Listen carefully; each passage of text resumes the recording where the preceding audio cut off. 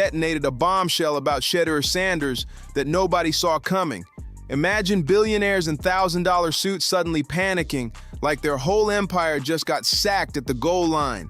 One rookie quarterback has flipped their perfect little script completely upside down, and you're about to find out why. Hit that subscribe button if you're enjoying this. It really helps more than you think. See, the NFL draft has always been about billionaires puffing cigars, sitting in leather chairs, and playing real-life Monopoly with college stars. But this year, something snapped. Somewhere between the champagne toasts and those fake "we're building for the future" speeches, Cam Newton pulled out the nastiest reverse card of the decade. Tells me that it wasn't just the Baltimore Ravens. It was three teams: the Cleveland Browns, the Philadelphia Eagles, and it also was Baltimore Ravens. Now this is where the perspective gets skewed, because why would Shedeur not want to go to Baltimore? If any team has been on the cutting edge of saying we figured out the recipe of drafting and developing good players to play great and elite, that's one of the teams that does it at a high level. Why not go? Newton let it slip that Shedeur Sanders, the same Shedeur who's been torching defenses for over 10,000 yards like he's playing catch in the backyard, actually rejected 3 NFL teams on draft night. Not one, not two, 3. If confidence had its own Instagram, that post would have been a selfie with the caption, "Mood." And that's when the owners lost their collective minds. These guys are used to pulling all the strings. Normally, a rookie sits there on draft night with tears in his eyes, hugging grandma, and thanking God for being picked up by, say, the Jacksonville Jaguars. That's the script. That's the tradition. Habit that I've seen him have is he does not step up in the pocket. But Shedeur ripped it up in their faces, and the league's puppet masters didn't know whether to clap or collapse. Even if he had to spend the next 3 years eating turf and fading into obscurity, Shedeur Sanders wasn't about to bow his head and play grateful rookie for scraps. Nah, he sat there like he was speed dating billion-dollar franchises, swiping left on NFL teams the same way you'd swipe away a desperate Tinder profile. No reports came out in the midst of the Baltimore Ravens and the Cleveland Browns game on Sunday that Adam Schefter reported that Shedeur Sanders declined the option to be drafted by the Baltimore Ravens in the 5th round at the 141st pick. And a lot of people had a lot to say, and Cam Newton was on ESPN First Take, and he stated his position on what he thought about Shedeur Sanders declining that option. That's the kind of energy that makes owners squirm in their suits. And Cam Newton, he wasn't about to let this slip into gossip territory. No, sir, he brought the smoke with that trademark confidence, the type of delivery where you're not sure if he just gave you a life lesson or a fashion tip for the runway. Cam laid it all out crystal clear. Shedeur Sanders had real options, and instead of letting his destiny get tossed around like a soggy stadium hot dog, he took control. The NFL media couldn't handle it. They twisted it, spun it, tried to label him entitled, spoiled, disrespectful. But here's the kicker. The truth was way juicier. Shedeur wasn't reckless. He was calculated, strategic. And I think if I'm Shedeur, you would ideally want to learn behind a guy like Lamar Jackson for this particular reason and this particular reason only. Not a lot of players can really cope with your star power, with your stardom, right? And let's really give credit where credit's due. At 28 years old, being a phenomenal athlete, the thing that I respect a guy like Lamar Jackson the most, we've never heard him have any off the field. Dangerous in a way the league never saw coming. Rewind the tape. Shedeur was projected as a top 10 pick, but the math didn't add up, unless those numbers were cooked by teams terrified of a rookie who actually had self-awareness. And when those 3 teams came knocking, oh, trust me, these weren't random lottery picks. First up, the Baltimore Ravens. Imagine being handed a seat right next to Lamar Jackson, doomed to spend the next decade living in his Shedeur W. Who in their right mind would sign up for that? Sounds cute. until you realized Shedeur had a better chance at winning the Powerball than ever stepping on that field. He looked at Baltimore's offer and basically said, "No thanks, I'm not about to be Lamar's stunt double." Look, Shedeur is not an athletic quarterback where he's going to play a different game. Obviously, he's more athletic than Flacco, but I said when they drafted him, I thought that he'd start a game this year. And hopefully he does, just to get that opportunity. I think what surprised me is when he manipulated the draft and told the Ravens not to draft him. That, to me, you're going to be in a first-class organization. You're going to learn from a lot of different people there. That's bold, but it made perfect sense. Then came the Philadelphia Eagles, another powerhouse franchise. Jalen Hurts had just bagged a mega contract and locked down the starting spot tighter than Fort Knox. Shedeur saw the script from a mile away. Draft him, bench him, and let him rot in the Shedeur W's until fans couldn't even remember his name. Philly probably thought they were doing him a favor, blessing him with that midnight green jersey. But Shedeur saw it different. Respect doesn't mean being turned into a permanent bench ornament. And here's where the internet lost its collective mind. Was Shedeur being cocky, or was he actually playing it smart? The old school voices wagged their fingers, yelling about entitlement and not paying dues. But then Cam Newton flipped the whole narrative on its head. He said Shedeur's move wasn't arrogance, it was respect. Respect for Lamar, respect for Jalen. Shedeur wasn't out here praying for someone to blow out a knee just to get his chance. He wanted to earn it, and deep down he knew exactly where he'd never find it. The fan base went nuclear. Half the crowd was cheering Shedeur snubs, praising him like a picky foodie rejecting greasy drive-through meals. The other half, they were furious, screaming that he just threw away his career before it even started. Meanwhile, up in their marble offices, NFL owners were fuming, asking themselves, since when do the peasants get to choose their castles? More evidence and more facts have come out that it wasn't just the Baltimore Ravens that was on the clock to pick Shedeur Sanders. I said this to you guys in a previous video. Why come we haven't heard about the teams that didn't want to select Shedeur Sanders? Now, all of a sudden, 4 or 5 months later, we're bringing up stuff that don't even make no sense, has nothing to do with nothing. Everything surrounding around Shedeur Sanders. Because let's be real, this wasn't about just one rookie quarterback. This was about power, and billionaires don't like power shifting unless it's their stock portfolios climbing. Add in the Deion Sanders factor, because Shedeur wasn't raised by just any dad. While the league thought draft night was a selection show, Shedeur flipped the script into a high-stakes negotiation table. That's where Cleveland entered the picture, not as the safe choice, but as the gamble that made sense. Yeah, Cleveland is a franchise built on heartbreak and chaos, but here's the key. It was the only place where Shedeur didn't have to play backup singer to a superstar. No Lamar, no Jalen, no living in Shedeur West. In Cleveland, the competition wasn't legendary names. It was guys fans forget about week to week. For Shedeur, that was the opening. The real shot at quarterback won. And here's the big picture. This moment isn't just about one draft pick. It's bigger than Cam Newton's podcast, bigger than one soundbite. This is the start of an era where players flip the table. They don't just sit there and smile for cameras. They call the shots. They reject billion-dollar deals like bad Tinder dates and bet on themselves so hard it makes the owners sweat bullets. And just like that, Shedeur Sanders became the poster boy for rebellion in the NFL. An organization that is not good at developing quarterbacks. Ownership hasn't been good. Team hasn't been good. You get bad habits. And I think being in a good organization and understanding top to bottom would have been more important. But I think he'll get a chance. I just don't know if you get a chance for a bad team, then people say, yep, see, told you he couldn't play. Yeah, right. Well, see, with that, hearing that he did not want to go to the Baltimore Ravens was a definite head scratcher. But when you have certain other details about that situation come out, when he does have the utmost respect for. So here's the million-dollar question.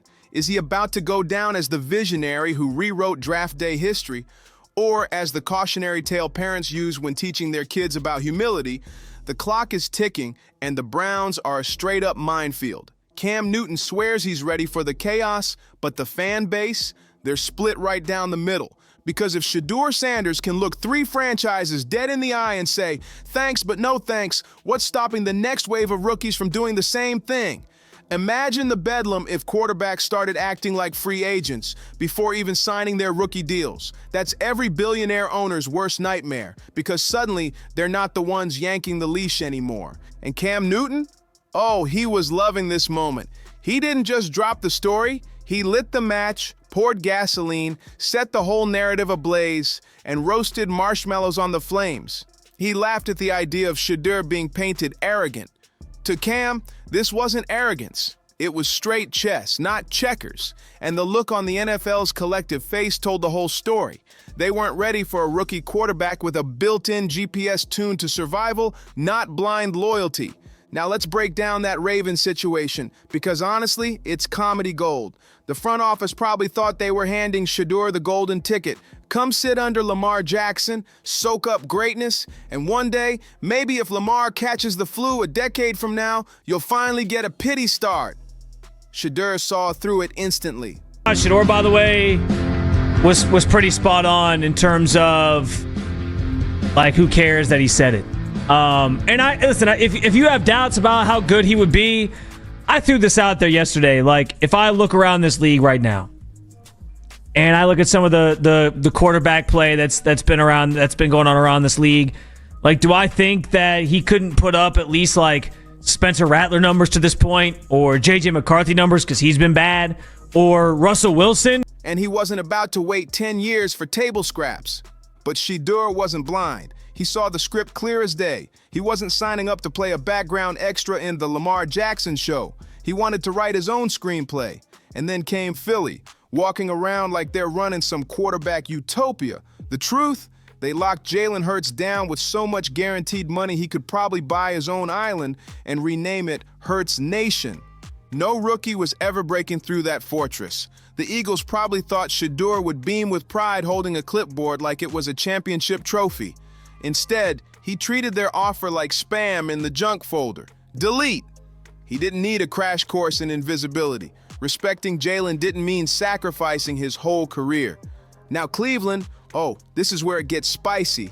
The Browns, bless their chaotic souls, are the franchise that treats quarterbacks like disposable coffee cups.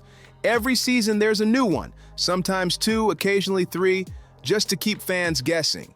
It's a revolving door that never stops spinning. In Cleveland, being a quarterback is survival of the fittest. You either flame out, break down, or somehow stumble into local legend status just for surviving the madness. It's quarterback Thunderdome in orange and brown. And here's the twist. Shedeur didn't see that as a red flag. He saw it as a neon green opportunity. Why waste years of your life hiding behind Lamar and Jalen when you can roll the dice in Cleveland, where the bar for competent QB is so low it's practically buried underground? The NFL's old guard absolutely hates this kind of thinking. And speaking of traditionalists, let's pull Alex Smith right into the chaos. He wasted no time suggesting Shedeur blew it. Stand-up guy, and if all of our opinion has always led to his on-field performance. Not a lot of people can relate to what Shedeur Sanders has been through in his whole life. And that right there serves even more to make him a better player, because it's the totality of the position, and I think Lamar Jackson would have been able to relate to him in many ways. Such a good point. But how many people are coming out of college that he should have just taken whatever franchise tossed him a bone? Easy for him to say.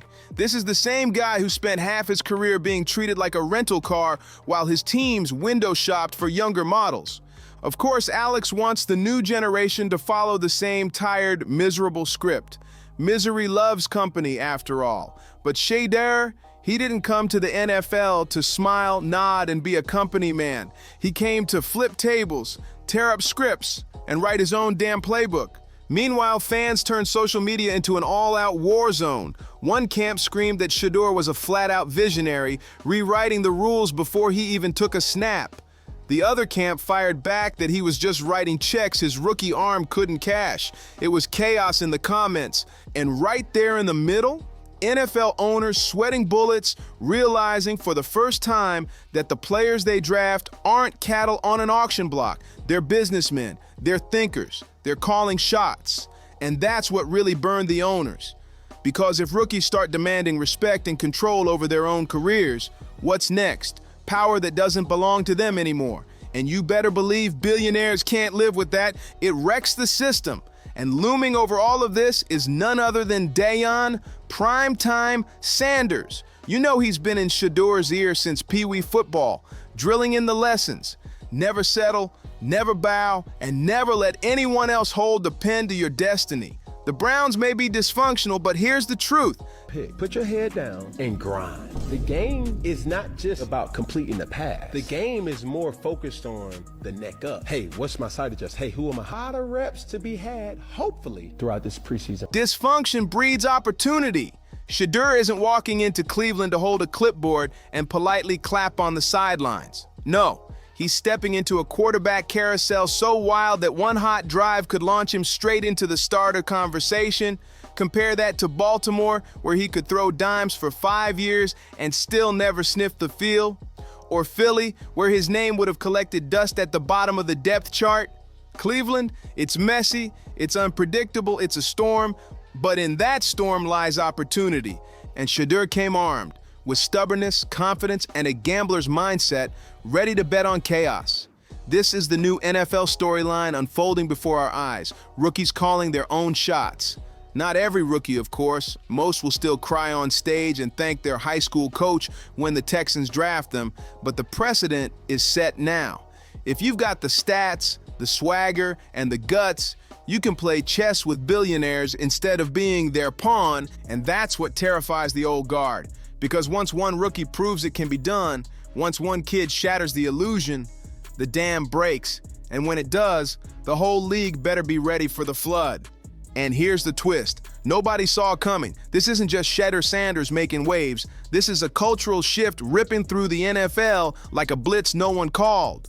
Owners, coaches, and analysts can scream arrogance all they want, but deep down, they know the truth. The leash just snapped. For decades, rookies were taught to smile, shake hands, and pray for a chance. Shedeur said, nah, I'll choose my own destiny. And in doing so, he just cracked the mold wide open. Think about it.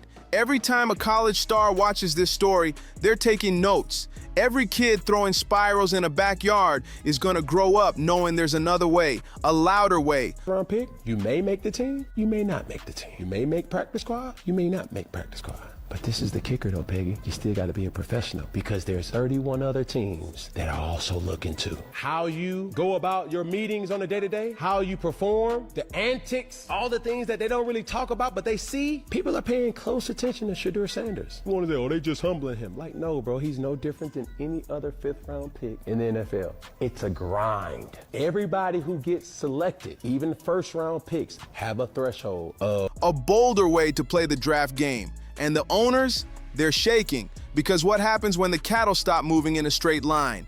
The whole farm goes up in chaos. Cam Newton set it off, Shedeur Sanders doubled down, and now the spotlight is burning hotter than ever. Cleveland is rolling the dice, fans are divided like rival gangs on Twitter, and the NFL machine is stuttering, trying to figure out how to spin this before the floodgates burst wide open.